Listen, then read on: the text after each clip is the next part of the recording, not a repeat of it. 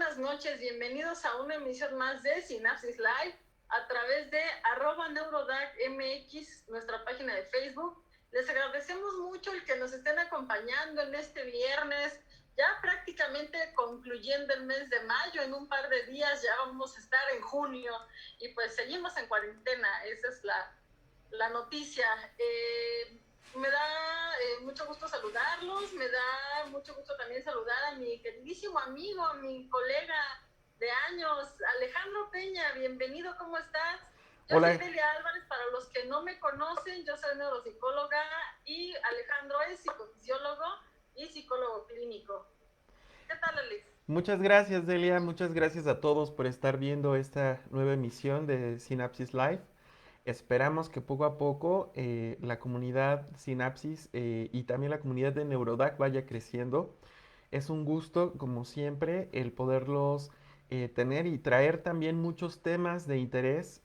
Como sabemos, el COVID es uno de los temas que hoy en día se encuentra en boga, pero también existe toda una serie de desinformación. Entonces, justamente nos dimos a la tarea de poder encontrar a alguien que nos pudiera dar información de primera mano, que nos pudiera dar una información verídica, veraz. Y pues bueno, aquí vamos a ver qué es lo que pasa y hacia dónde se desarrolla este programa. Recuerden que si ustedes nos comentan, nosotros vamos a contestar sus preguntas y también vamos a pues darle las preguntas a la experta que hoy nos acompaña para que así puedan responderlas. Exactamente, pues no olviden seguirnos en @NeurodagMX, también en los grupos que tenemos a través de Facebook, Neurotips, Psicotips y Educación Especial. Y pues bueno, hagan todas sus preguntas, lancen todos sus comentarios, porque recuerden que estamos en vivo.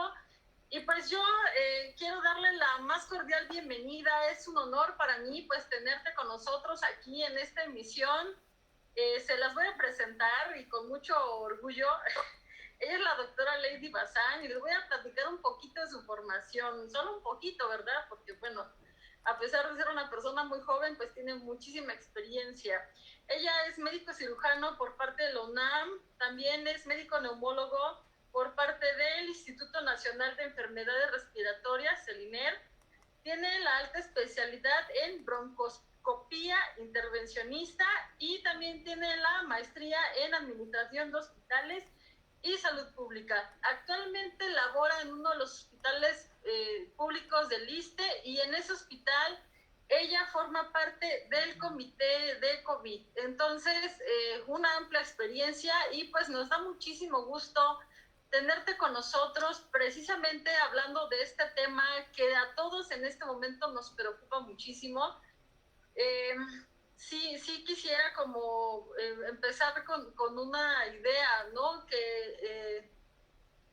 De pasar como a esta parte escéptica donde no se aceptaba el COVID, o se hablaba mucho pues de teorías conspiracionistas, la serie de eventos que han habido a raíz de estas falsas creencias.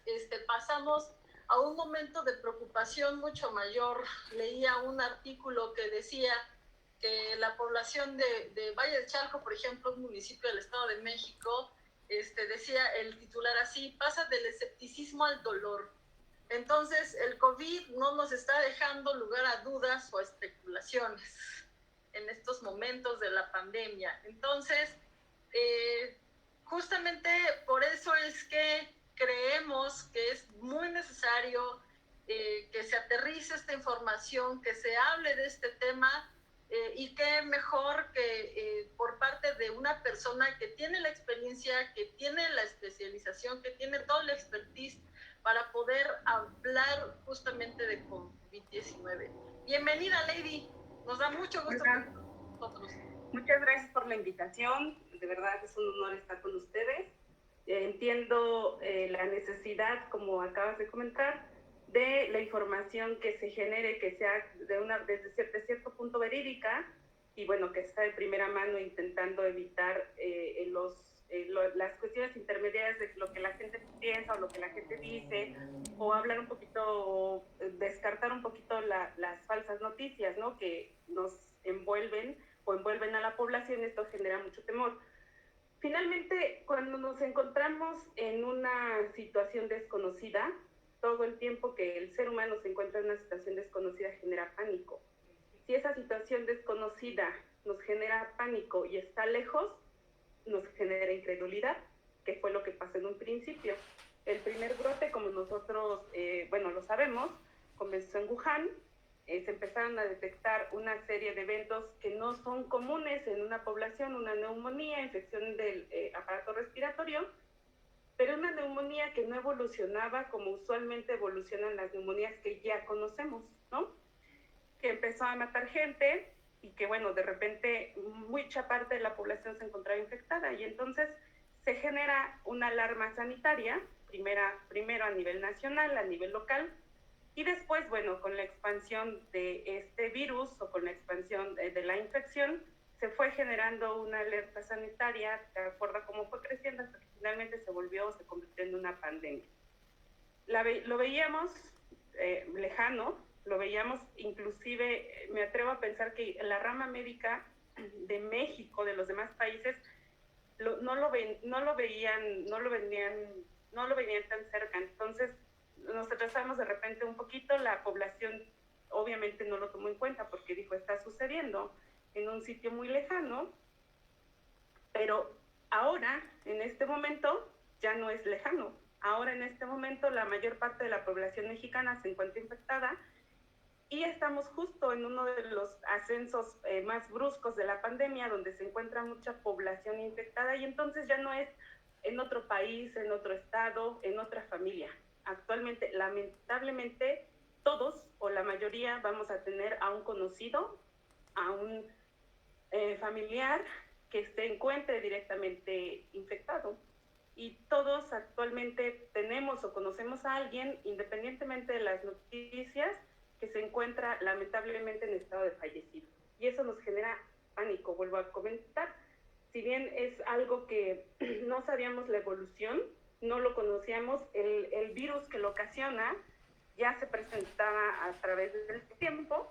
Existen varias familias de este coronavirus que sufrió una mutación, hizo un cambio que permitió que la expresión clínica fuera diferente.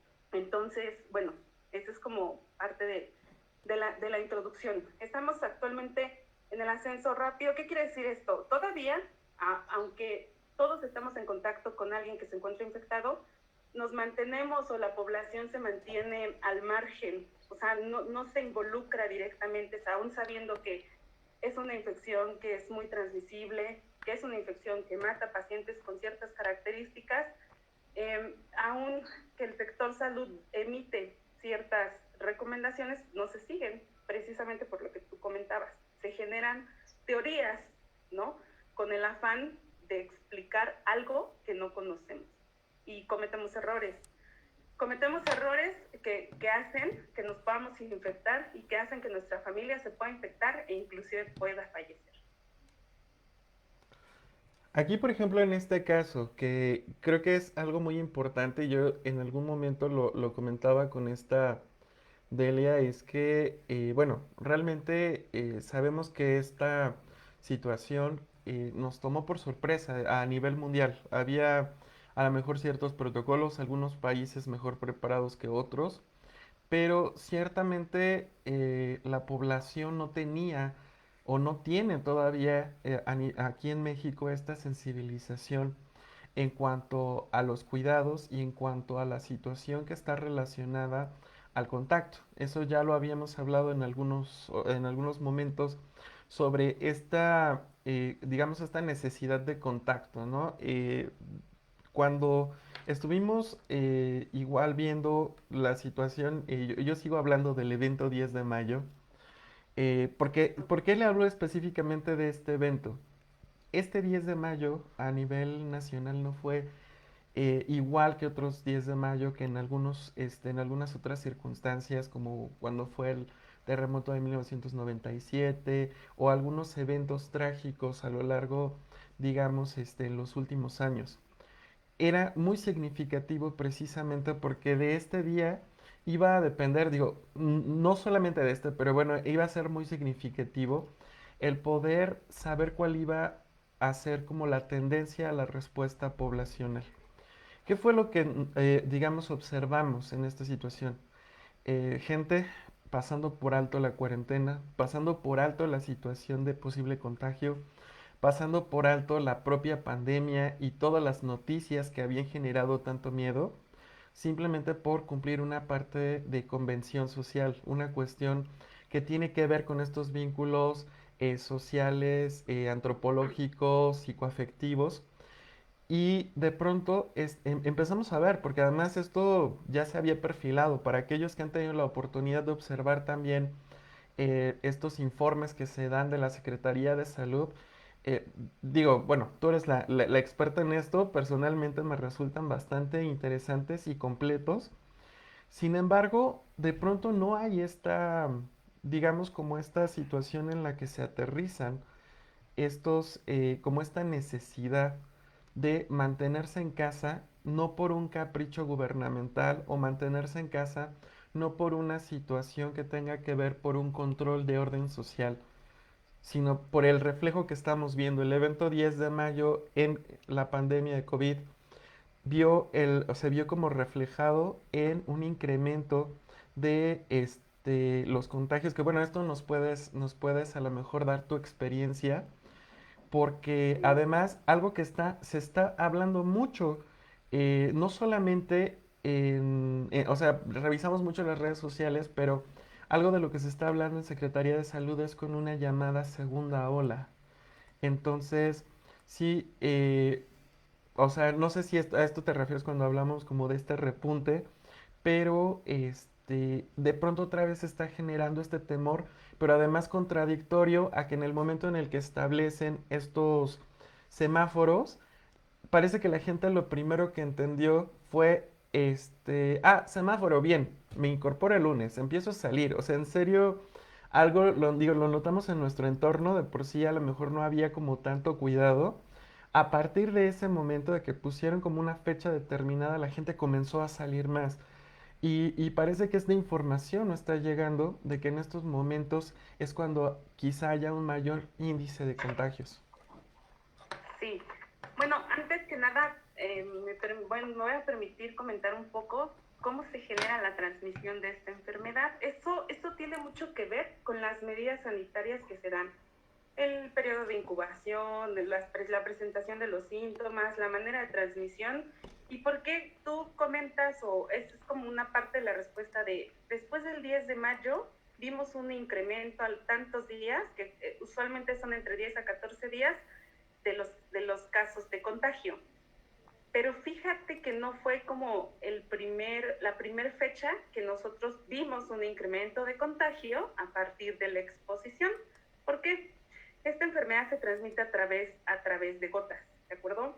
Cuando hablamos, cuando estornudamos, inclusive cuando gritamos, cuando hablamos, inclusive hay gotas que salen de nuestra boca.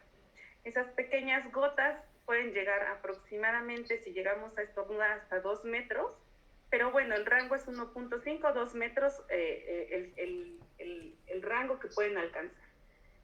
Si esas gotas, microgotas que no se aprecian, que no las llegamos a apreciar, hasta que llegue a ver te lleguen a gritar o de repente sale la baba, se siente, ¿no?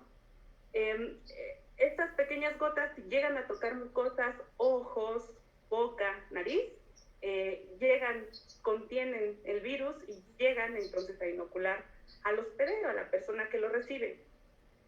Esa es una forma de contagio, esa es por el cual se recomienda por lo menos estar a 1,5 metros de distancia, porque eso va a determinar o eso va a disminuir el riesgo de poder tener contacto con este tipo de excreción. Pero no es lo único. El virus permanece en las superficies o en las superficies principalmente por horas.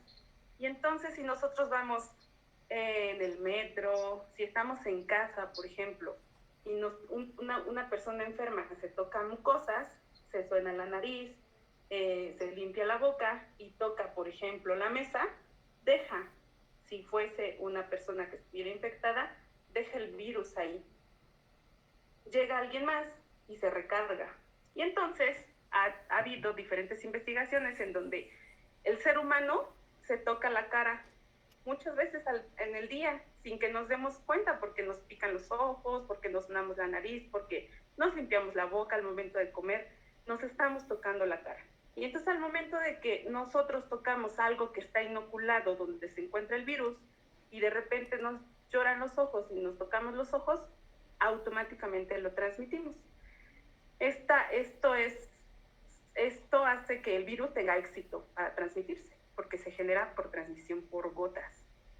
Una de las medidas una de las medidas es distanciamiento. O sea, si tú no te encuentras en contacto con alguien que esté infectado, bueno, no vas a tener la posibilidad de que las gotas, las microgotas lleguen a tu organismo. Las siguientes medidas son medidas de protección para eliminación del virus. Una, lavado de manos. El jabón se ha demostrado que inactiva la cápsula del virus, y eso hace que el material genético ya no pueda ser inoculado, que es lo que hace el virus. Mete material genético a la célula y se replica. Y eso garantiza, el lavado de manos garantiza que tú puedas desechar, además del virus, otros microorganismos, que es algo que se tiene que hacer siempre, ¿no? Siempre que comemos, siempre que salimos del baño, vamos a preparar alimentos, bueno, pues nos tenemos que lavar las manos con la finalidad de barrer los microorganismos que tenemos. Afortunadamente esta medida hace también que se elimine el virus, y que es una de las siguientes medidas que se han estado comentando a la población en general. Entonces no te acerques a más de 1,5 metros, porque si habla y se encuentra en un periodo donde él no tiene síntomas, pero está infectado, te puede transmitir la enfermedad. Lávate las manos al principio y sigue siendo vigente, sin la finalidad de sonar exagerado. Si sales o estás trabajando porque tienes que salir, bueno, lávate las manos cada hora, porque estás tocando superficies constantemente. Tú no sabes si esa superficie que tú estás tocando está infectada o quedó inoculada o alguien dejó ahí el virus. Entonces, es imposible, inclusive en el metro, aunque hagan la sanitización como corresponde, bueno, la sanitizas, pero llega un porcentaje de gente y va tocando los barandales, ¿no? Entonces, tú llegas, tocas el barandal y automáticamente lo que esa persona dejó, tú la adquieres, ¿no? La tienes aquí. Lo siguiente es, no te toques la cara, ¿no? No te toques la cara, ¿por qué? Porque no sabes que lo que tú tocaste se encuentra infectado, y al momento que tú te limpiaste los ojos, te limpiaste la nariz o te limpiaste la boca, automáticamente inoculaste tu sistema o tu mucosa, ¿de acuerdo? La siguiente medida que era controversial y que la OMS decía en un principio, bueno, el uso de cubrebocas no va a ser como mucha diferencia. Bueno, se vio a lo largo del tiempo que sí hace una diferencia. Si alguien tose y está enfermo, el cubrebocas va a mantener ciertas partículas, no todas, porque existen diferentes clasificaciones de cubrebocas. Un cubrebocas convencional, un cubrebocas de telas, lo único que va a permitir es que la saliva no se traspase, y sí va a dejar permitir ciertas partículas. Pero no va a ser lo mismo a que tosa y no tengan cubrebocas. Entonces, sí se vio una diferencia, sí es efectivo el uso del cubrebocas, sí se insiste en utilicen cubrebocas cuando salgan, utilicen cubrebocas cuando por alguna razón se encuentran en contacto con personas que no son de la familia y que tienen que hacerlo pues porque están comprando, porque están en el transporte, por alguna circunstancia así. Entonces, medidas específicas para evitar la transmisibilidad, uso de cubrebocas, sanitización de manos continuamente, no tocarse las partes. Y aquí va una situación importante. Muchas veces nos han preguntado, ¿los guantes sirven? La realidad es que los guantes no funcionan. ¿Por qué? Lo que queremos es que las manos estén limpias. Si nosotros agarramos y nos ponemos un guante y tocamos superficies y después agarramos con este guante comida, nos agarramos la boca, nos agarramos la cara, es exactamente lo mismo que si no los tuvieras. Y se ha notado que eso baja la guardia. ¿Qué quiere decir?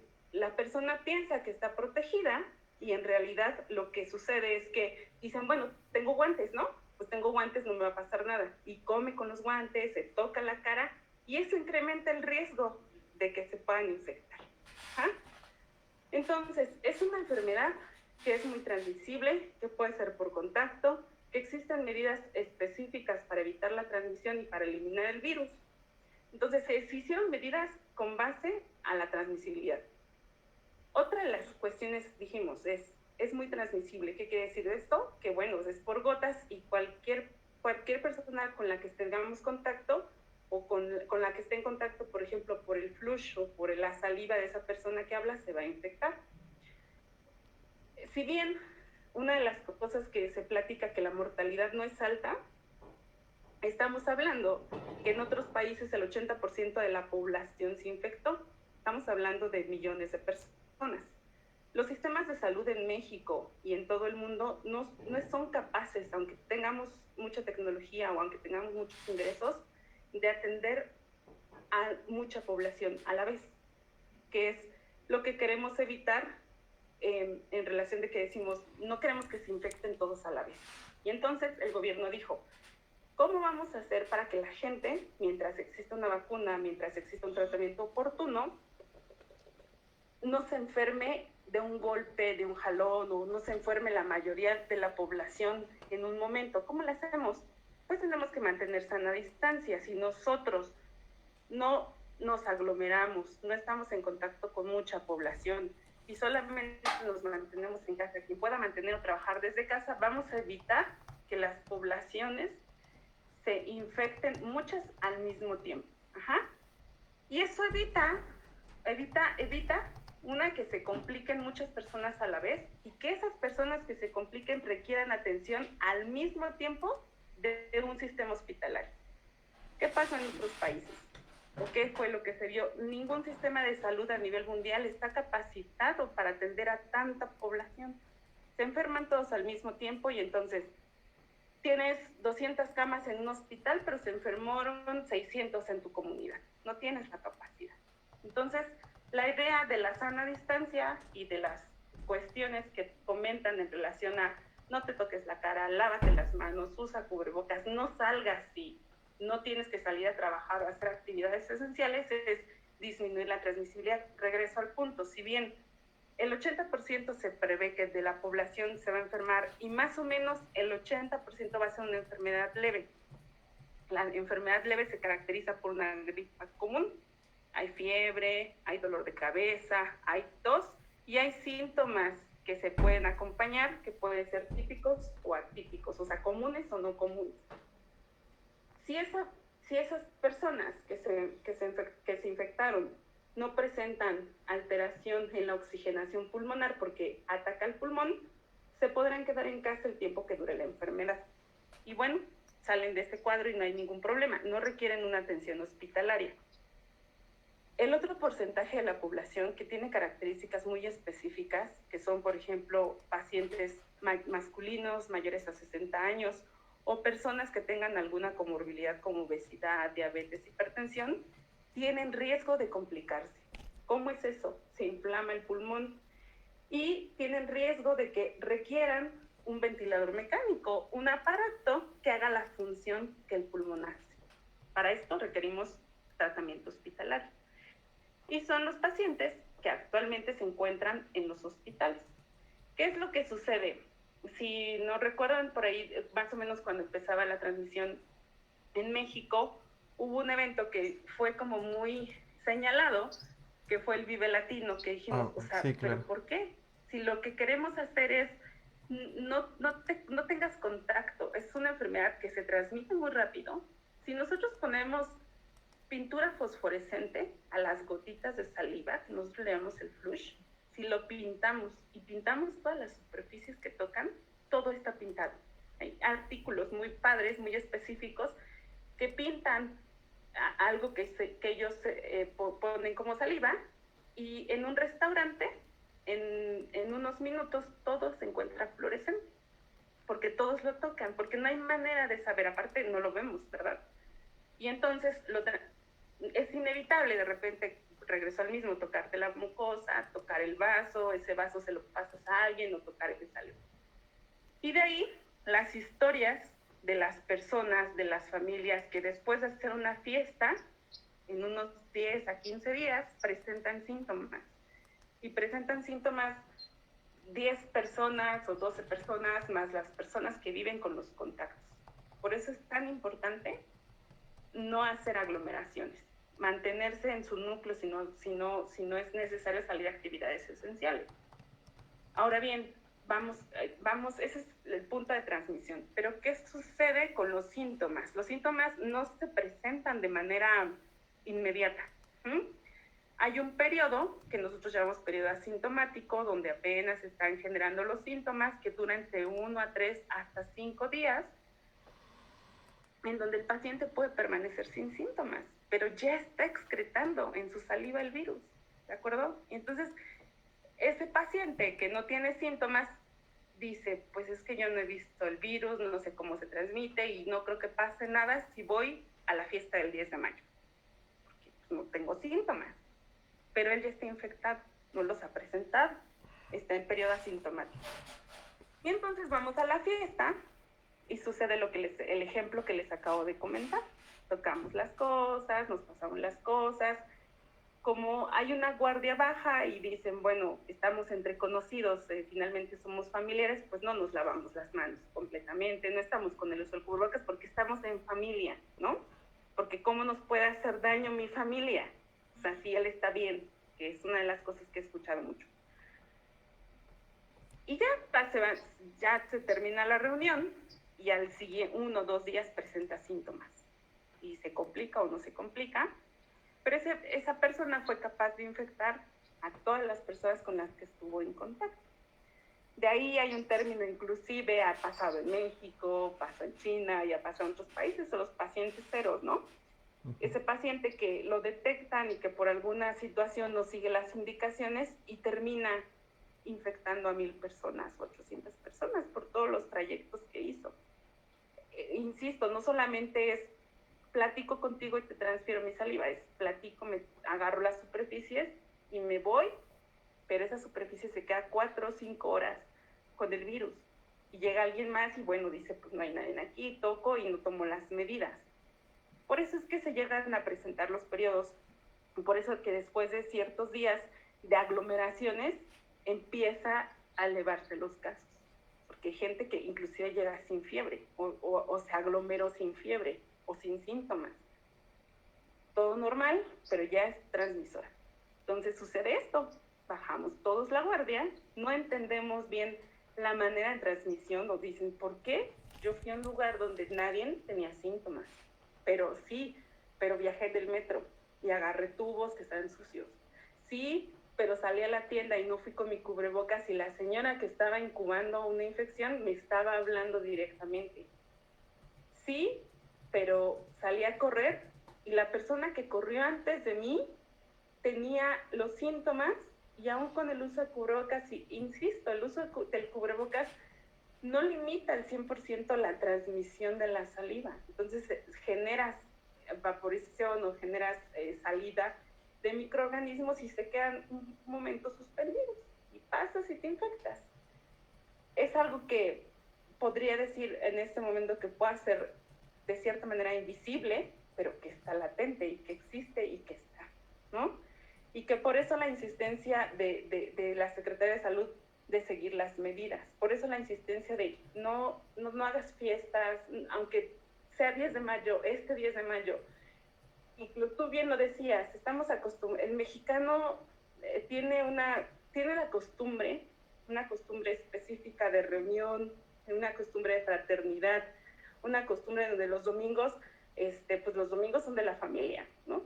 Y tengo que estar viendo a mamá, a papá, a los nietos, a mis hermanos, porque son los únicos días que puedo, y es una cuestión muy, muy arraigada, ¿no? Yo creo que cuando entendemos que eso que nosotros vamos a hacer de reunirnos, inclusive nosotros podemos estar incubando una situación así, y cuando entendamos que eso puede poner en riesgo la vida, porque pone en riesgo la vida de las personas con factores de riesgo, si nosotros nos ponemos a pensar que eso puede generar la pérdida de un integrante, posiblemente reflexionaremos un poco más y disminuiríamos un poquito el acercamiento y tomaríamos un poco más de medidas, porque sabemos que estamos en las manos lo podemos tener, cualquier cosa que toquemos que no está en casa, inclusive las cosas que están en casa. O sea, se han documentado personas que se han infectado en casa y dicen, bueno, yo me infecté si yo no salgo. Sí, pero pediste compras. Entonces, a lo mejor no estuviste en contacto con el vendedor, pero las cosas inertes no sabemos en contacto con qué estuvieran. Entonces, bueno, nada más limpiarlas con un poco de cloro, con un poco de alcohol. Pero la transmisibilidad es alta por esas situaciones. Entonces, ahí viene la respuesta. ¿Por qué después de las aglomeraciones presentamos picos o incrementos? Porque eso no se puede controlar fácilmente, a menos de que guardes sana distancia, tengas cubrebocas, te laves las manos y no te aglomeres. Por eso es que se presentan después de esas aglomeraciones los casos. Y es como una reacción en cadena. O sea, la familia se infectó, fueron por las pizzas el día del niño, se infectó el padre de familia, pero el padre de familia estaba en periodo asintomático y fue con su familia e infectó al resto de la familia porque se aisló hasta que presentó síntomas. Esa es la razón por la cual se ven los picos después de las aglomeraciones. Ay, bueno, es que hay muchísimas cuestiones, pues, que se desprenden de este tipo de situaciones. Porque, por ejemplo, está el tema de los periodos asintomáticos, ¿no? Claro. Y aparte de todo, pareciera que todas las medidas, o sea, que debemos de tomar, y aparte las posibilidades de transmisibilidad del virus, o sea, van en contra de la cotidianidad. Claro, por supuesto. O sea, rompen con lo que nosotros habitualmente hacemos todo el tiempo. Entonces, creo que ese sería uno de los factores pues que se tendría que someter mucho a discusión. De hecho, no sé, últimamente no he visto los reportes, pero se ha manejado, nosotros lo hemos comentado continuamente, en el sentido de la normalidad, como nosotros la conocemos, ya no va a existir. O sea, no sabemos hasta cuándo vaya a ser factible, por ejemplo, hacer aglomeraciones en cines, en teatros, en conciertos. Y sí, es probable que nos quedemos mucho tiempo, años quizá, con las medidas específicas. Utiliza cubrebocas, lávate las manos, sanitiza tus cosas, en casa sanitiza lo que compres. Lamentablemente este virus es un virus como la gripe española, es un virus como el SARS, es un virus, llegó para quedarse, se va a quedar. Llegó como la influenza, por ejemplo. Vamos a encontrar vacuna, es posible, el rango puede ser hasta 1 año. Vamos a encontrar una cura o un fármaco que a lo mejor nos ayude a revertir los efectos, nos ayude a curarnos, pero no va a ser una cura o no va a ser una vacuna rápida. Al menos se prevé un periodo de tiempo de 1 año, al menos, ¿no? Por todo lo que significa el desarrollo de nuevas vacunas, nuevos fármacos, pues que demuestren eficacia. Actualmente no las tenemos, no tenemos vacuna, no tenemos un medicamento. La OMS o las diversas organizaciones en los diversos países han estado probando fármacos que actúan contra este tipo de virus, pero no han tenido éxito. Entonces, mientras no haya eso y aún exista, vamos a tener que seguir con los cuidados generales. ¿Por qué aún exista? Bueno, o sea, puede ser que te dé una gripa normal, pero aún con vacuna puede ser que te dé una gripa y que te compliques y que te mueras. Por eso es que la normalidad me parece que no es tan factible en este momento. No podemos pensar en vamos a regresar como lo hacíamos o como éramos antes. Eso me parece que se va a extender por mucho tiempo. Algo que a mí me interesaría mucho que quedara muy claro, porque esto lo he escuchado de mucha gente cercana y no, es y que además creo que lo he escuchado también a lo largo de mucho tiempo, ¿no? Estamos en internet, puedo decirlo, ¿no? Em, si me va a llevar la chingada, que me lleve. O sea, es como un Claro. clásico. O sea, Muy común. de algo me he de morir. o si de todos modos dicen que nos van a contagiar, pues entonces que sea, ¿no? Que incluso en muchos casos se llegó a abrir como estos comentarios de estas fiestas de contagio, cosas por el estilo, que curiosamente a mí no se me hicieron nada extrañas porque en algún otro momento le había comentado a esta Delia sobre algunas fiestas que también se hacían de este tipo para contraer VIH. Entonces no es como algo, o sea, como que de pronto surgió ahorita. Entonces, sí creo que sería a lo mejor como muy importante, si nos puedes, digo, sé que a lo mejor es algo mórbido, pero si nos puedes describir, por ejemplo, cuál sería como todo el proceso de esta enfermedad, hablando en un cuadro donde no hay comorbilidad o todas las complicaciones probables que llegaría a existir cuando existe esta comorbilidad y que no es tan sencillo como solamente hoy me contagio y amanezco muerto o algo por el estilo. O sea, es algo que se perfila a ser más complicado. Sí, claro. Quiero empezar con algo que es como muy importante. Lamentablemente, no es la única enfermedad, y bueno, Ujú. estoy hablando de enfermedades crónicas como el VIH, como la diabetes, como la hipertensión. Sí, o sea, de algo nos vamos a morir, pero no nos vamos a morir solos. O sea, nuestra familia va a llevar consecuencias derivadas de nuestra enfermedad.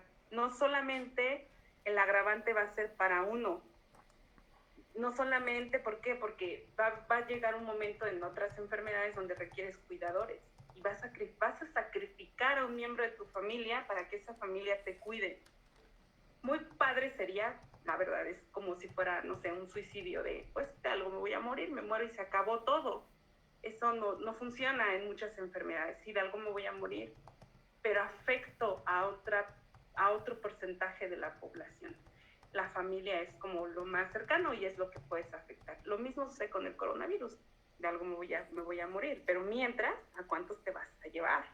¿No? ¿A cuántos vas a infectar? ¿Cuántos se van a complicar? A lo mejor tú te enfermas y no te mueres, pero hay familias completas que se han muerto. Papá, mamá. Hemos visto papá, mamá, hijos.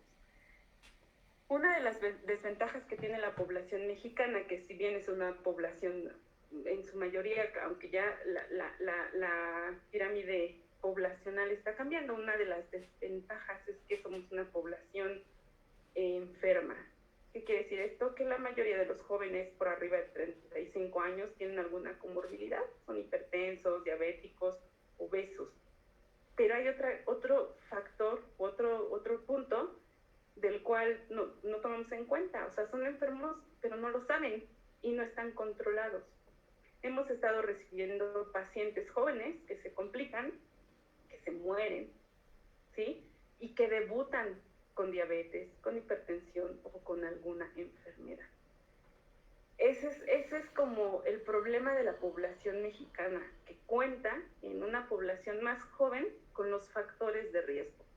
Y entonces, justo por esa mentalidad de algo me de morir, para que me cuido, para que verifico, para que voy a un chequeo, aunque sé que incrementé peso, sé que siento algunos síntomas, pero bueno, o sea, de algo me de morir, no lo hacemos. Y entonces no sabemos que estamos enfermos.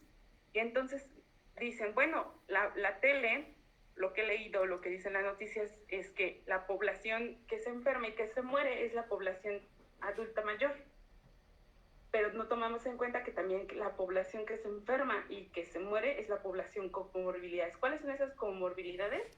Diabetes, hipertensión, obesidad o enfermedades que disminuyan el sistema inmune.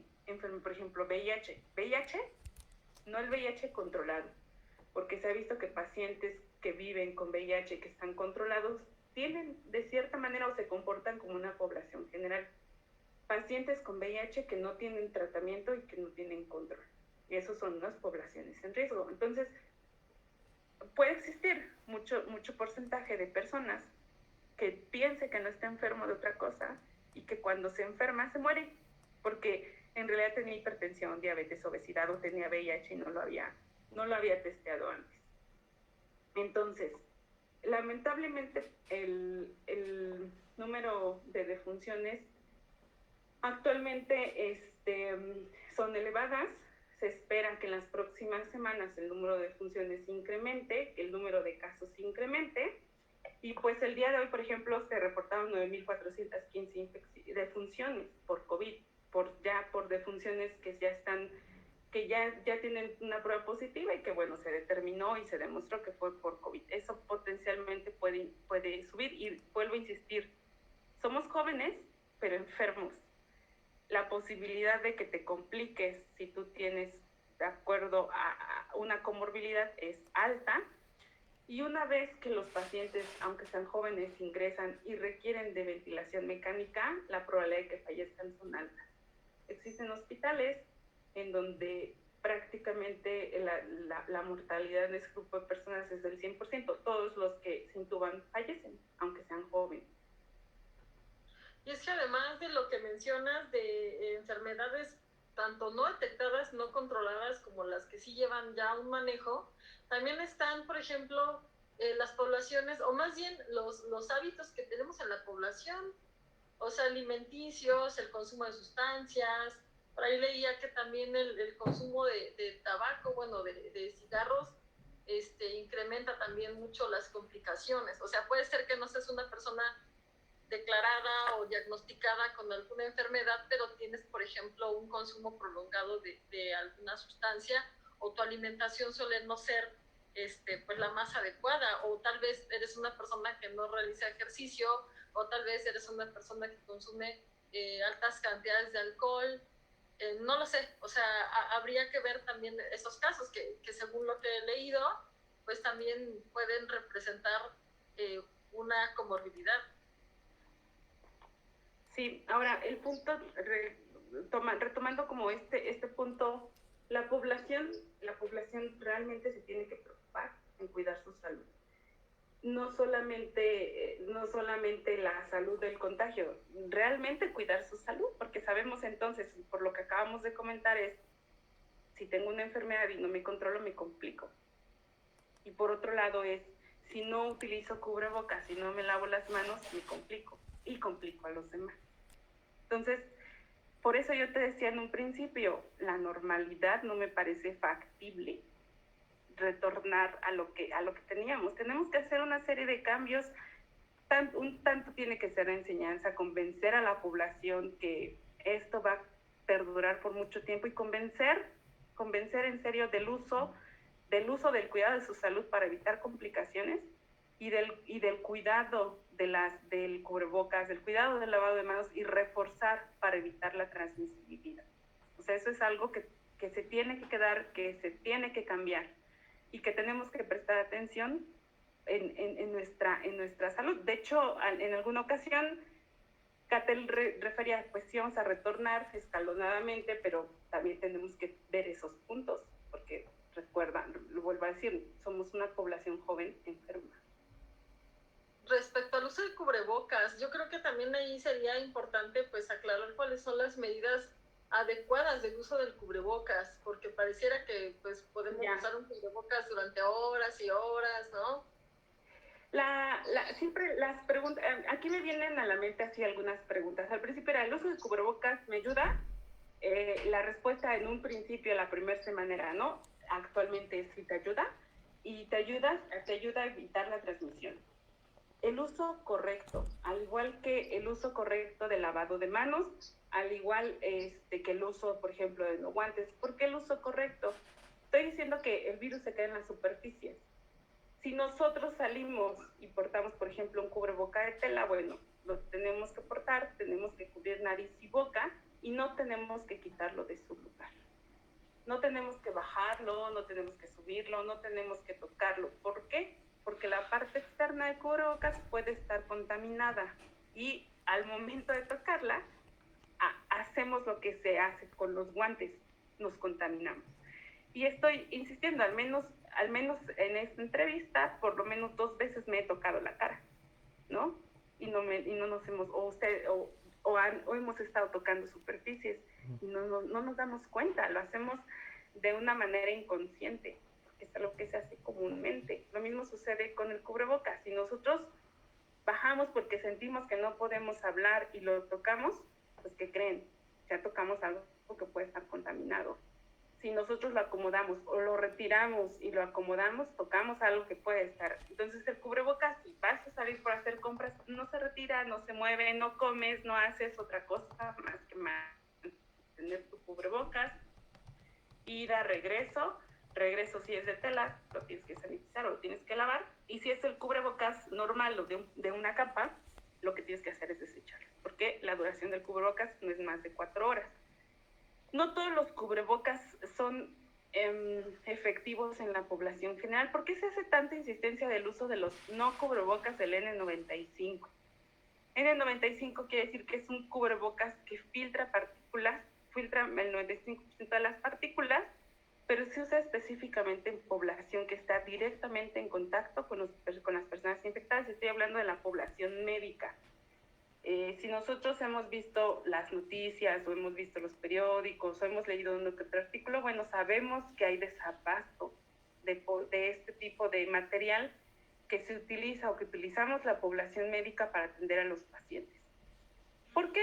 Bueno, pues porque no somos el único país que los utiliza y la población con la finalidad de tener una cobertura extra ha llegado o se han dado las situaciones que los acaparan. Es de uso hospitalario, es de uso médico, es de uso para personas que se encuentran directamente en contacto en la atención con esos pacientes.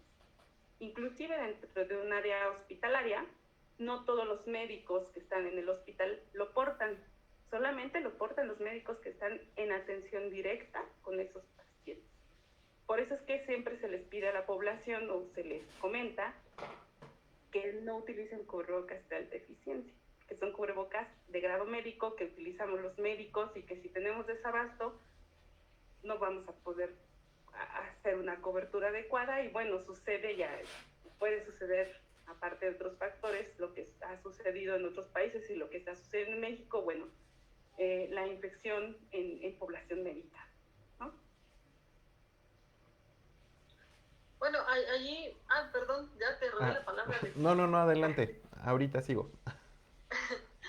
Ahí, creo que un tema que despertó mucha polémica, mucha discusión, son estos comentarios que se llegaron a presentar de que o no existe el COVID, no existe el coronavirus, personas que aunque de pronto sí sepan o sí entiendan que existe, de pronto cuando llegan a tener síntomas o algún familiar llega a tener síntomas, de pronto esta negación de que yo puedo estar infectado, ¿no? Este miedo que de pronto genera ¿qué tal que si estoy enfermo, no? Y de pronto también esto que ha sucedido, a mí me comentaban de un par de clínicas a nivel privado que tuvieron que ser cerradas, esas clínicas pues de colonia, ¿no? Que tuvieron que ser cerradas porque de pronto se desarrolló, hubo un brote de COVID y entonces pues no tenían la capacidad de poder atenderlo, o sea, no tenían los medios, la protección, como todos los protocolos de seguridad para poder dar contención. Entonces, yo sé de estos dos casos, pero también hablando, ya que tú mencionas el tema de la población médica, es muy sencillo y creo que sí lo hemos escuchado, de que de pronto si alguien tiene dolor de cabeza, una tos, algún malestar, se les hace mucho más sencillo ir directamente al consultorio que está en la esquina, ¿no? O hablarle a su médico de cabecera para que los vaya a ver a su casa. Entonces, creo que esta es una situación complicada porque realmente sí estarán reportando, por ejemplo, todos los síntomas. O sea, yo supe, un caso cercano, de pronto llega una persona mal, dolor de cabeza, todo, y oye, por favor, tómame la glucosa, tómame la presión arterial porque pues, me siento mal y yo creo que tengo algo de eso, ¿no? Y entonces la otra persona, así como de manera muy, o sea, como por buena onda, llamémosla así, tiene la ligereza de sí tomarle la glucosa, sí tomarle la presión arterial, y resulta posteriormente que esta persona lo que tenía eran ya manifestaciones de COVID y tuvo que ser hospitalizada. O sea, ¿de qué manera? O sea, más bien es eso, el tema, que de pronto estos síntomas se toman muy a la ligera y es muy sencillo para muchas personas ir al dispensario médico, ir con el médico de la farmacia, y pues también los médicos, no sé si la gran mayoría de los que están a nivel privado, de manera común, los reciben, los atienden, serían esos puntos, básicamente. Ajá, bueno, una de las cosas que hablábamos al principio es que usualmente personas ansiosas exageran síntomas y todo lo toma como todo puede ser COVID, ¿no? La realidad es que lo que yo comentaba, lo que nos da miedo, lo que nos da miedo la enfermedad porque es algo que no conocemos.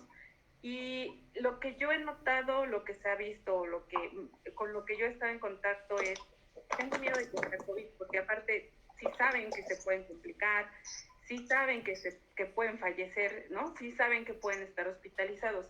Y entonces, ¿qué es lo que sucede? Minimizan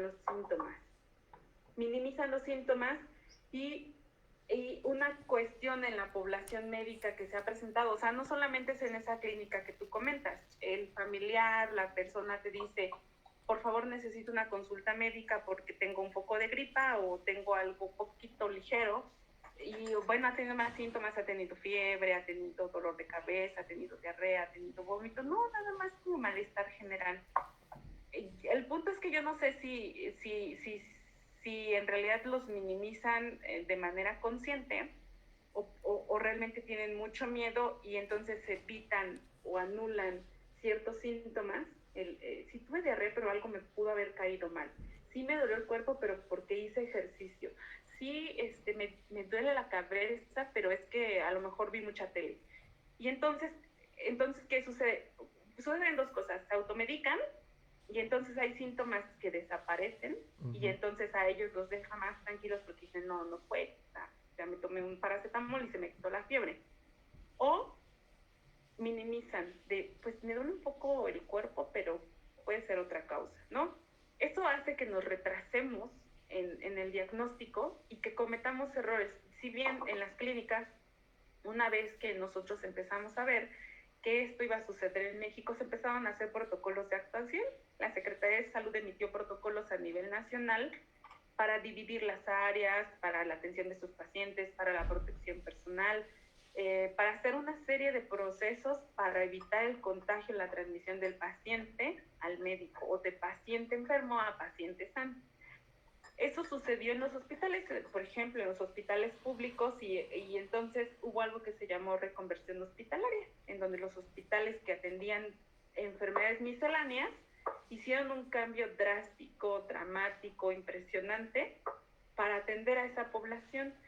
Drástico, dramático, impresionante, me refiero que si bien no todos estamos, entiendo, en contacto dentro de un hospital, no sabemos qué pasa dentro de un hospital. La población general que no se encuentra en contacto con ese tipo de mentes, bueno, pasa enfrente del hospital y dice, bueno, yo veo cada vez menos gente, ¿no? No parece que esté pasando nada. Cuando adentro del hospital hay toda una revolución, ¿no? Toda una revolución en instaurar protocolos para poder disminuir la infección entre personas que llegan requiriendo atención médica con síntomas para evitar la transmisión hacia el personal médico y para evitar la transmisión hacia otro tipo de persona que llega por otra causa que no es coronavirus.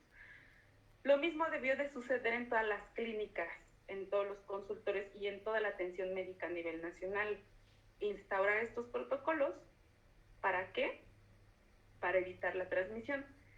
Entiendo que no siempre se instauraron de una manera oportuna, o a veces el paciente llega diciendo, pues no tengo ningún síntoma, regresa al punto, tienen miedo y minimizan sus síntomas, pero van a buscar atención. Y entonces, si no llevan un protocolo adecuado, al principio en fase 2, donde la transmisibilidad no era tan elevada, bueno, entonces llegó uno que otro paciente que se encontraba infectado y empezó con la transmisión que les digo que es de manera muy rápida. ¿Qué pasa ahorita? Somos fase 3. Todos los pacientes con síntomas que se puedan relacionar con esta enfermedad, pues son sospechosos, porque la transmisibilidad es alta, porque tenemos muchos casos, porque sabemos que hay gente que minimiza los síntomas, les da miedo o no los comenta, ¿no? Y buscan atención. Yo quiero pensar a lo mejor que los protocolos no se instauraron en diversas clínicas de manera específica o de manera oportuna, y bueno, ocurrió que regresa al punto. Si no tengo síntomas y un paciente me contagia, contagio a mis compañeros, porque estoy en contacto con mis compañeros. Y mis compañeros contagian a sus compañeros, contagian a su familia y hay un brote. Y entonces tenemos que cerrar la clínica, porque ya no hay quien atienda, ¿no? Entonces, bueno, eso me parece que fue lo que pasó. Ahorita fase 3, yo ya tuve la oportunidad de asistir a una consulta médica de otro rubro, en donde vi que el protocolo estaba de manera adecuada, llegan, te preguntan síntomas, toman temperatura y guardan todos los protocolos que tienen que guardar con la finalidad de seguir brindando atención médica, no COVID, pero con la protección necesaria para evitar que alguien llegue contagiado y bueno, contagie tanto a las personas o al demás personal y contagie a los demás pacientes. ¿Qué otra cosa estábamos? Era ese el punto, ¿no? Aquí, por Exactamente. ejemplo, hay una situación que creo que es muy importante porque, y bueno, tiene que ver con una cuestión de conciencia, ¿no? O sea, la parte de conciencia social, de autoconocimiento. eh, les comento estos dos rubros porque este tipo de dinámicas se ve mucho en los pacientes que tienen VIH, ¿no? De pronto existe todo un proceso donde hay la negación total de, de los síntomas y cada vez los síntomas son mucho más evidentes. Sabemos que con cada incremento en la carga viral empiezan a aparecer cada vez más síntomas hasta que se genera precisamente el síndrome. Sin embargo, en todo el proceso previo hubo una serie de justificantes, ¿no? Eh, Cuando se hacen abordajes directos en los pacientes y se les pregunta, ¿no? De forma directa, ¿verdaderamente nunca sospechaste que podías tener VIH? Y usualmente la respuesta es sí. O sea, sí, sí lo creí, sí, más bien sí lo sospechaba, pero no lo creía. Ese es el punto. No lo creía. Y esto creo que es algo que necesitamos, y por eso digo que tiene que ver con una cuestión de conciencia, sobre todo porque lo que entiendo que se busca en esto, porque igual ya fue de pronto como una discusión que estábamos teniendo, sobre qué era lo que podía motivar a lo mejor como a estas áreas médicas, ¿no? A los médicos, de consultorios privados para seguir atendiendo y que a lo mejor se pudiera poner en riesgo a la población. Y le decía yo a esta Delia que había algo que a lo mejor no estábamos considerando. Y era dónde estaba la conciencia de la persona que ahora puede conocer los síntomas o puede sospechar los síntomas, aún así arbitrariamente va a esta consulta sin que a lo mejor le diga, ¿sabe qué? Antes de que entre, por favor, póngase un cubreboca porque no sé, o ir con las protecciones, no sé si esto pueda llegar a ser COVID, porque al final digamos, este consultorio particular termina siendo sí un brazo que puede ser útil del sector salud. Entonces, a lo mejor en el momento en el que se llega a infectar justamente este médico, va a desproteger quizá a una población en esta zona de algunas intervenciones que podrían no ser obviamente especializadas como las que se realizan en donde tú trabajas, pero a lo mejor sí de cosas que puedan ser más inmediatas. Entonces, justo tiene que ver con esta cuestión, esta construcción de conciencia. Por eso creo que es tan importante la información que nos estás dando, porque estoy seguro que aún así, aún con toda la información que se ha dado en la parte de VIH, sigue habiendo todavía esta situación, donde casi casi es como si me tapo los ojos no existe, o si yo digo, no, no puede ser, o sea, no puede ser COVID porque Aquí son 20, a lo mejor 20 síntomas y yo nada más tengo 4, pero también sabemos que a lo mejor los 4 son de los más importantes. Entonces Sí. o sea, tenemos que Bueno, considerar eso. ahí agregaría algo a lo que tú comentas y pues dándole continuidad a esto que estamos abordando, porque incluso habrá casos en los que ya tengan el diagnóstico tal cual, COVID, ¿no? Y aún así pueden llegar a decir, no, no es cierto, Me lo me están inventaron. inventando un diagnóstico, y creo que de ahí surgió mucho este tema de que estaban elevando cifras y lo del líquido de las rodillas y este tipo de cosas que de pronto sí generaron pues mucha problemática. Digo, nosotros lo vemos desde afuera, ¿no? Habrá casos que a ustedes les ha tocado atender, tal vez muy seguramente, donde de plano te sabes que no tiene eso y no sé por qué le estás dando ese diagnóstico, te voy a demandar, o no sé, o sea, si lo sumamos a esta ola de agresiones, ¿no? Que ha sufrido el personal sanitario, pues entonces la situación se vuelve todavía más grave, ¿no? Ahora, hay una cosa que me gustaría acotar en enfermedades infecciosas que son transmisibles y donde la persona, el usuario, tenga conocimiento de esto y haga algo de manera Mm, consciente, sabiendo su diagnóstico. de El acuerdo. Código Penal Federal puede emitir cárcel o puede emitir una cuestión hasta 5 años por una enfermedad transmisible. O sea, aquí ya no hay vuelta atrás de que tú me diste un diagnóstico y tú me dijiste que tenía VIH, pero yo no te creí y aún así lo transmití. Bueno, el Código Penal Federal lo regula y ya hay una regulación al respecto en enfermedades transmisibles que se contagian aún a sabiendas de quien lo tiene. O sea, es algo que se puede seguir de manera penal. Claro. También un poquito en relación a los síntomas, que es muy importante también aclararlo y que es algo como que ha metido como mucho ruido pues es que a mí me dio diarrea, o sea, yo solamente tengo vómito, diarrea, bueno, después me dio fiebre y me dicen que es COVID. Lamentablemente el coronavirus es una enfermedad multisistémica. ¿Qué quiere decir esto? Que no solamente ataca el pulmón, que es el principal órgano, pero central, el estado de la coagulación, puede el gástrico, gastrointestinal, de ahí que existen o aparecen algunos síntomas que no nos cuadran con una infección respiratoria, que tiene que ver diarrea y vómito, que tiene que ver rash en la piel con COVID, si es una afección predominantemente pulmonar. Bueno, porque es una enfermedad multisistémica. Los principales síntomas o los síntomas cardinales que la mayoría de los pacientes presenta son fiebre, dolor de cabeza y tos. La tos usualmente seca. No todos los pacientes presentan tos seca, hay unos que presentan tos productiva, pero usualmente es seca, irritativa. 2 síntomas acompañados de malestar general, dolor de huesos, articulaciones, falta de aire, dolor de tórax. Y sí, se incluyen síntomas que son atípicos como, bueno, no atípicos, sino que no tienen como que ver con una infección respiratoria viral aguda de tracto superior, como diarrea y vómito. Pueden debutar, y nosotros hemos visto pacientes que han estado en contacto con personas con COVID que debutan con diarrea y con vómito y con malestar general, y que siempre nosotros decimos, bueno, todo paciente que ingrese con alguno de estos síntomas, independientemente que tenga cefalea, fiebre o no, porque la fiebre puede o no estar presente en algunos casos, son sospechosos, estamos en fase 3 y todo es COVID hasta no demostrar lo contrario.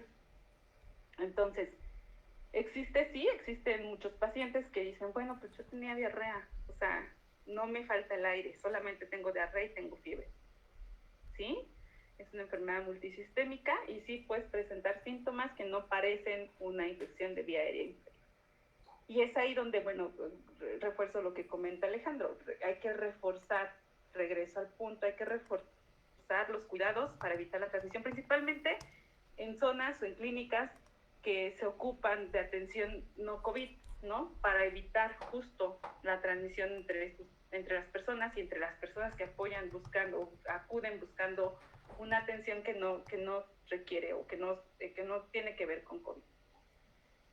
Bueno, allí creo que sería importante comentar porque sí consideramos pues que algo que ya digo, dado esto que comentas, como que se generó cierta confusión en la población por las medidas que se debían tomar, se deben más bien tomar respecto al aislamiento, es decir, esto de que no necesariamente debes de tener COVID, ¿no? O a una prueba que diga que tienes COVID para ya mantener un aislamiento, ¿no? O incluso en los hospitales, este reclamo, pues, que han tenido muchas personas que dicen, no, pero pues es que mi paciente no tiene COVID, él ingresa por otra cosa, ¿por qué lo aíslan, no? Entonces, creo que sí ha generado confusión y creo que tiene mucho que ver con el hecho de que las personas no tienen tan clara cuál, o más bien tan claro cuál debe ser el protocolo de actuación en estos casos. Bueno, no es sencillo, pero lo voy a comentar más o menos. Si tú tienes algo, si alguien presenta algún síntoma, dolor de cabeza, fiebre, tos, y se acompaña de vómito, diarrea, dolor abdominal, dolor de pecho, falta de aire, malestar general, dolor de huesos, articulaciones, requieres de primera instancia, bueno, una evaluación. Las evaluaciones pueden ser por vía telefónica o pueden ser acudiendo a un área donde atiendan COVID, ¿no? A un hospital de los cuales ahorita se encuentra como reconvertido para la atención primaria. ¿Qué evalúan ahí? La mayoría de los hospitales tiene acceso a radiografía, primero hacen como el listado de los síntomas para ver que entres dentro de la definición, que son síntomas variables y que generalmente entras dentro de la definición, y evalúan el estado de gravedad del paciente. Entonces se evalúa el leve, grave o crítico, ¿no? Si es una enfermedad leve, quiere decir que la frecuencia respiratoria se encuentra por abajo de 30 y que no tienes falta de aire. Aún tuvieras alguna alteración a nivel pulmonar en la radiografía. Esto quiere decir que no tienes algún factor o algún factor que pensemos que pueda agravarse o que te puedas agravar en las próximas horas, y el tratamiento es sintomático y te vas a casa.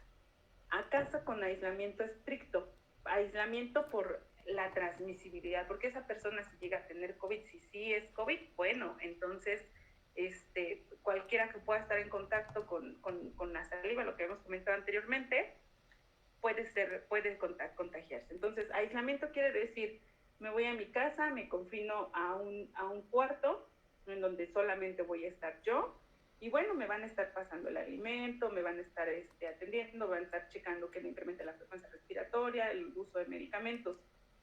Una de las preguntas que es frecuente de, ya tengo COVID, o me dijeron que tenía la definición operacional para COVID, ¿qué más me tomo? ¿No? Que es una pregunta frecuente que al menos me hacen a mí. ¿Qué más me puedo tomar? Lo comentábamos al principio de la plática, no se ha determinado algún tratamiento que sea eficaz o que haya probado realmente un funcionamiento adecuado para este tipo de enfermedad, y no se ha probado algo para tratamiento ambulatorio. Lo único que hacemos es un tratamiento sintomático. Sintomático, bueno, lo que molesta pues es fiebre. Entonces damos paracetamol con horario y vigilancia de síntomas que pueden indicar progresión hacia riesgo, que pueden indicar que el paciente tenga que regresar al hospital para poder ser internado o no. Entonces, la mayoría de la población que se va a casa, que cumple con una definición de enfermedad leve, bueno, progresa de manera adecuada y no tiene algún otro factor. Eso es por una parte. Sí tienen que estar en aislamiento. El aislamiento se da personal, por ejemplo, médico, y en general en 14 días, que más o menos es donde se ha demostrado que la transmisibilidad deja de ser transmisible, ya no podemos aceptar el virus y que entonces ya no podemos transmitir la enfermedad. Y con los datos de alarma. Si el paciente llega a un hospital COVID, llega con síntomas, se le toma la radiografía, pero vemos que la saturación bajó, el nivel de oxigenación en sangre está bajando, incrementa la frecuencia respiratoria por arriba de 30, estamos ante un caso grave, o sea, ante un caso en donde es probable que se deteriore, que se complique o que requiera ventilación mecánica en las próximas 48 a 72 horas, por lo que se tiene que quedar con vigilancia hospitalaria. Y son los pacientes que ingresan. Y entonces, ya una vez hospitalizados, una de las cosas que ha generado conflicto, por lo que comentábamos, que el mexicano se interna a un familiar y es así como o a mamá, papá, tíos, hermanos, el perro, el vecino, y todos quieren estar afuera, ¿no? Acompañando al enfermo. Eso es algo típico de nuestra cultura. Y de repente dices, bueno, no puede estar aquí nadie más que el enfermo, porque estamos hablando que estamos en un área, adentro del hospital, en un área aislada que se considera, nosotros le llamamos un área crítica, en donde estamos con un equipo de protección personal, que es un equipo específico, el que sale en las noticias, del que estábamos hablando, de que forma parte la mascarilla N95, en donde nos mantenemos, o el personal médico se mantiene en esa área, su turno, para cuidar a este tipo de población.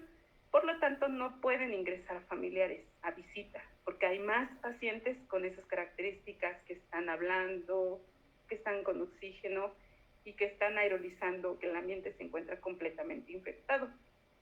Es por eso que no se permiten las visitas, porque bien, tu acompañante puede estar a lo mejor sano. En el momento que tu acompañante entre a un área crítica, se enferma, sí o sí. O puede estar enfermo. Y en el momento que tu acompañante se quede platicando con el acompañante de al lado, lo enferma. Y entonces no rompemos la cadena de transmisión. Es por eso que es muy importante, o es por eso que, aunque no nos guste por la cultura que tenemos, pues nos tenemos que retirar a casa y los informes van siendo de manera telefónica, que es algo que genera mucha angustia. Entiendo yo que genera mucha angustia, porque no sabes cómo está tu familiar, porque sabes la evolución, pero la evolución no es como una evolución detallada, donde solamente te comentan que si está en estado grave, ¿no? Si la evolución es hacia el fallecimiento, pues te notifican que es hacia el fallecimiento y entonces solicitan que alguien que no haya sido cuidador, que no esté enfermo, que no haya tenido contacto, acuda a realizar los trámites. Y esto genera incertidumbre en la población. Porque, insisto, nuestra cultura per se nos obliga a estar ahí al lado, al pendiente y físicamente, y pues eso, por los motivos que acabo de comentar, no se puede realizar. Entonces, esas son las dos posibilidades. Una, te vas a casa, no hay un medicamento específico actualmente aprobado, salvo los medicamentos sintomáticos, no hay algo, y hay medicamentos que se empezaron a dar que la gente le dice, bueno, la cloroquina, la hidroxicloroquina, la ivermectina, los medicamentos, algunos antirretrovirales. La verdad es que esos medicamentos tampoco se dan porque han demostrado que al menos en una atención ambulatoria, quiero decir en casa, generan más secuelas o pueden generar más complicaciones que los beneficios. Por eso no se dan. Y porque no hay algo que actualmente se encuentre avalado. Dentro del hospital, bueno, la atención es completamente diferente y más en relación de acuerdo a la evolución del paciente. Aquí tenemos unas cuantas preguntas que me gustaría compartir. Bueno, aquí nos escriben que hay cubrebocas N35. Igual es con relación al tamaño de las partículas, al número de las partículas. Ok, bueno, igual que sí son útiles. Son útiles para población general, sí. Ok. Entonces, es que eso es muy importante porque hemos visto casi viralizado. Se venden cubrebocas N95 y el hecho de que nos des esta pauta de que precisamente no hay que promover el desabasto porque es para personal médico, creo que es algo muy valioso. Tenemos otra pregunta que creo que va en relación, y bueno, me gustaría modificarla un poco porque va en relación a las pruebas. O sea, que además creo que ha sido también una situación bastante Claro, controversial en cuanto a qué la bueno. prueba, pero también habla sobre si una persona no infectada va a hacer este trámite o va a un centro de atención COVID, ¿cuánto tiempo tiene que esperar para poderse hacer la prueba?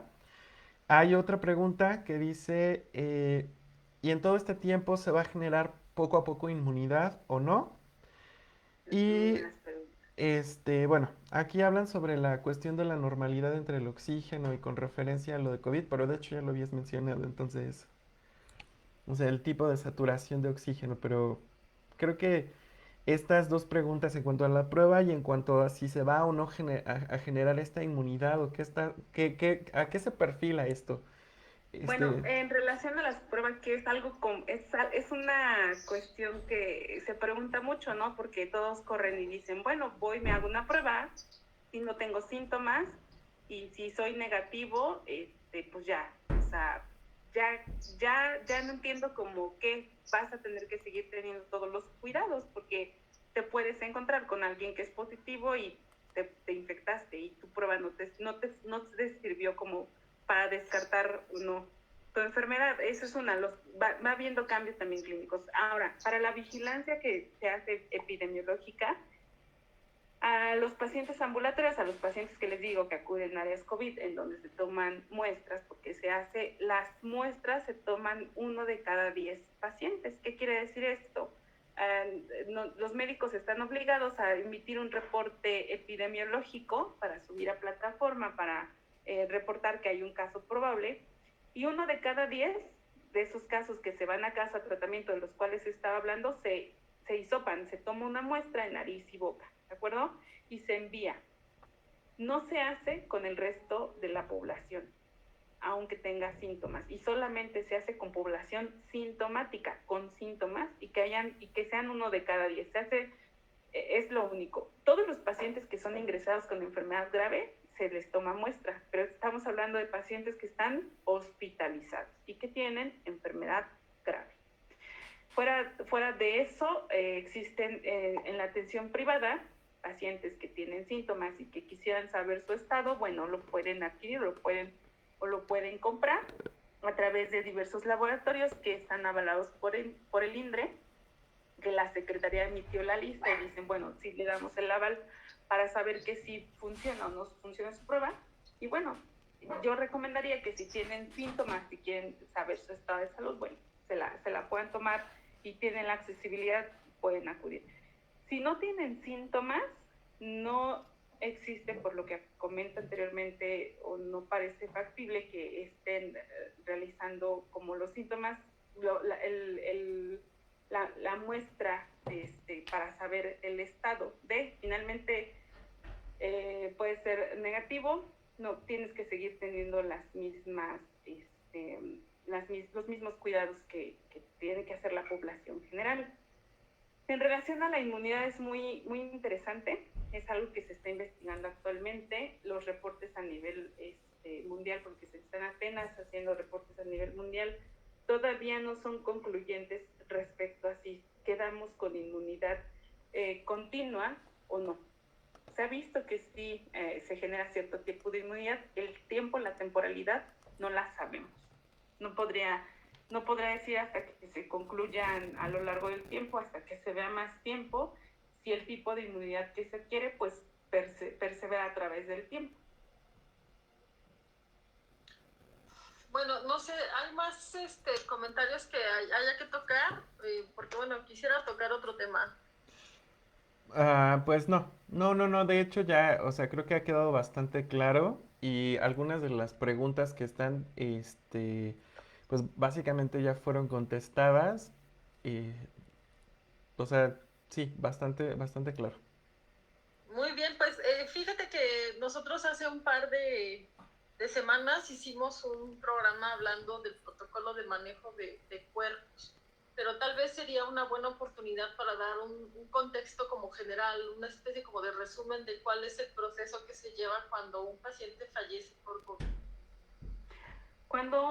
Bueno, sí existe un protocolo, todo lo que se hace, todos los protocolos que se hacen en relación a la atención, a la pesquisa, a la evaluación de estos pacientes, se encuentran ya estandarizados, se encuentran ya emitidos por la Secretaría de Salud desde un principio.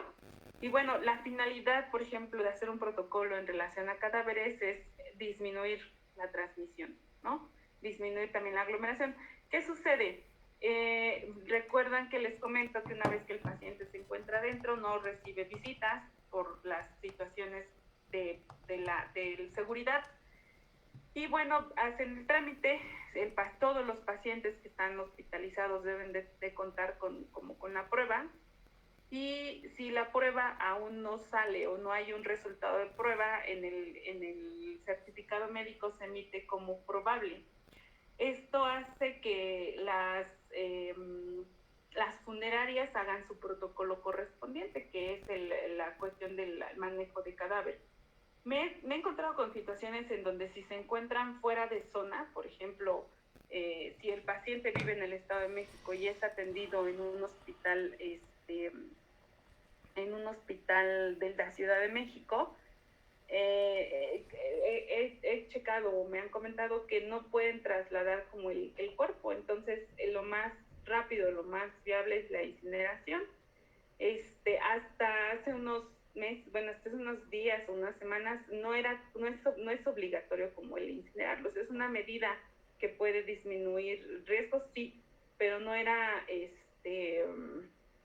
obligatorio, ¿no?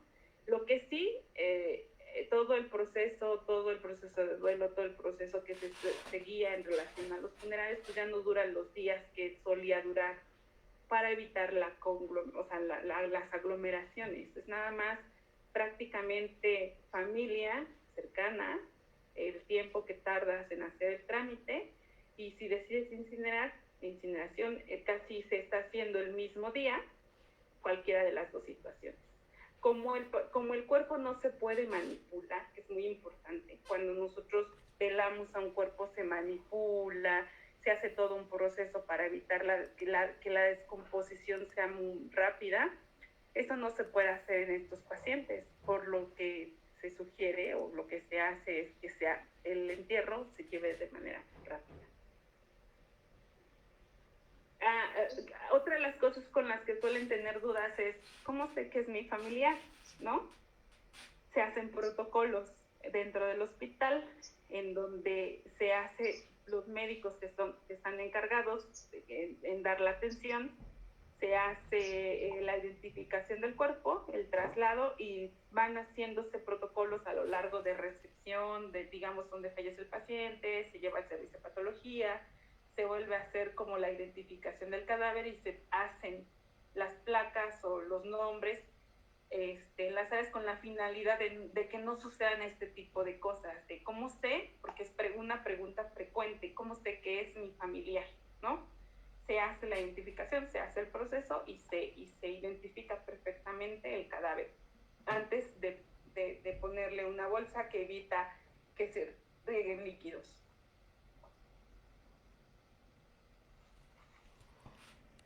Muy bien, pues yo creo, no sé si hay algún otro tema que haya que abarcar, porque de otro modo pues estaríamos ya cerrando la videoconferencia. Sí, no, de hecho, únicamente, bueno, hay agradecimientos, que muy clara la información, muy útil. Efectivamente, pues bueno, siempre es un gusto tener a un experto que sabe, domina su tema y que además lo puede aterrizar de una manera tan precisa. Muchas gracias. Sí, pues sí, yo también externo mi agradecimiento, doctora, por habernos acompañado el día de hoy. Y la verdad es que sí, creo que te lo comentaba antes de planificar esta sesión, porque lamentablemente el hecho de que no haya muchas caras pues de médicos, porque sabemos el trabajo que están haciendo, todo el esfuerzo que están realizando, la cantidad de horas que invierten en esto, pues le dejamos a los medios que sean la primera voz, ¿no? Y lamentablemente sabemos que los medios lo único que van a hacer es hacer la interpretación propia bajo sus propios recursos, y desafortunadamente no siempre es objetiva y es lo primero que la gente ve. Entonces yo sí te tengo que agradecer muchísimo por haberte tomado este espacio, este tiempo, y pues que nos permitas a muchos de nosotros tener esta información pues de primera mano. Muchas gracias.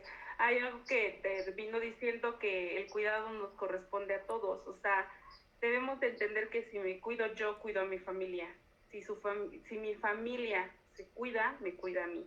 O sea, la única manera de poder disminuir, porque todavía estamos en una situación crítica, nos esperan días críticos, nos espera todavía unas semanas críticas, porque estamos, justo lo acabamos de decir al inicio, estamos en el pico, en la fase 3, en la mayor transmisibilidad, en donde cada quien ya tiene una vivencia cercana de alguien que se infectó, de alguien que falleció, de alguien, muchas situaciones, lo vamos a estar viendo en las próximas semanas, va a ser recurrente el tema.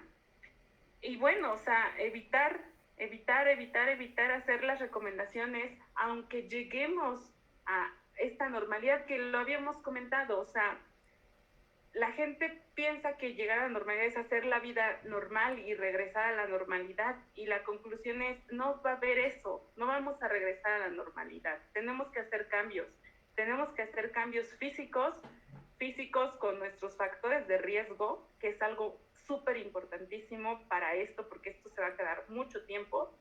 Tenemos que hacer cambios en hábitos higiénicos, y en la enseñanza, en el uso, como lo mencionábamos, en el uso correcto del cubrebocas, lavado de manos, más de 30 segundos. Existen una serie de pasos para que no solamente las palmas de las manos se saniticen, ¿no? Se sanitice el resto de las manos, las palmas, la parte de arriba, los dedos, las partes externas y todavía las muñecas, ¿no? Existe una serie de pasos que se puede consultar en internet, así. ¿Cuáles son los pasos para lavado de manos? Que se tienen que hacer con la finalidad, hay videos inclusive que muestran pintura y dicen, si nosotros hacemos esto, pues solo lavamos esto. Y pues nos tocamos, porque estamos moviendo las cosas. Tenemos que sanitizar correctamente las manos, tenemos que utilizar el cubrebocas de manera adecuada, y esto se tiene que quedar por siempre. Tenemos realmente que hacerlo, realmente que cambiarlo.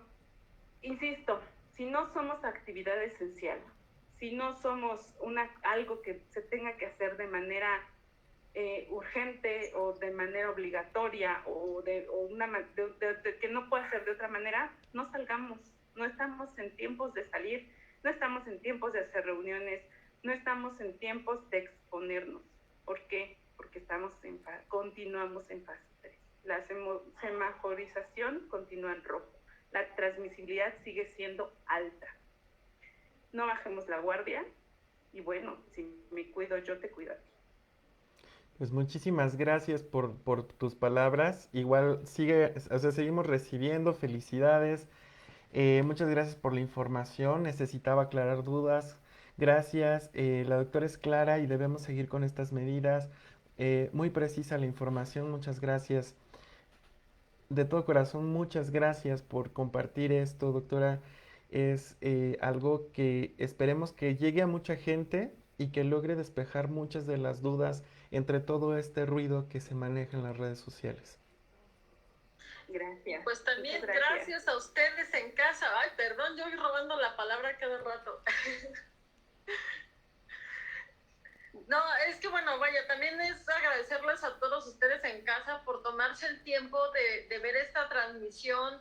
Les vamos a agradecer muchísimo que la compartan. Ya ustedes vieron lo importante que es. Entonces, compartan en sus redes, compartan en Facebook, inviten a sus familiares, a las personas que ustedes aprecian, a que estén informados. Creo que esto que mencionaba la doctora al final, de cuidarme yo, cuidarlos a ustedes, ¿no?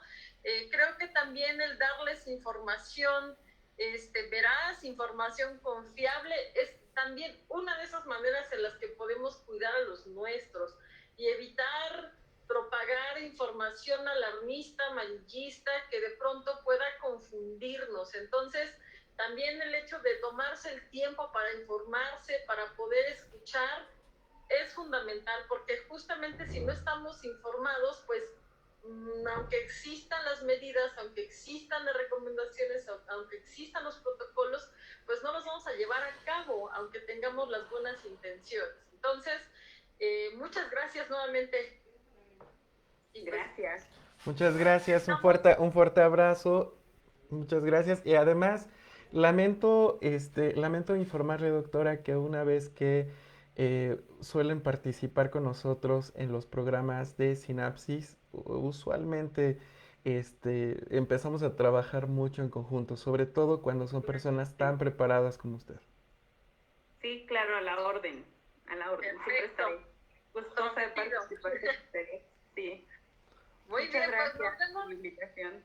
No, al contrario, muchísimas gracias. Entonces, nos vemos el próximo viernes. Recuerden que el próximo viernes a las 8 de la noche en Sinapsis Live, a través de Facebook Live, vamos a tener a psiquiatras especialistas en adicciones que nos van a hablar de el manejo de el paciente adicto en el contexto del aislamiento. También va a estar muy, muy interesante, entonces no dejen de sintonizarnos y por supuesto de seguirnos en nuestra página @neurodacmx y pues les deseamos que tengan una excelente noche y en su casita, con quien estén, que pasen un muy excelente fin de semana. Les mandamos un enorme abrazo y todo nuestro agradecimiento. Estamos para ustedes. Hasta luego. Hasta luego.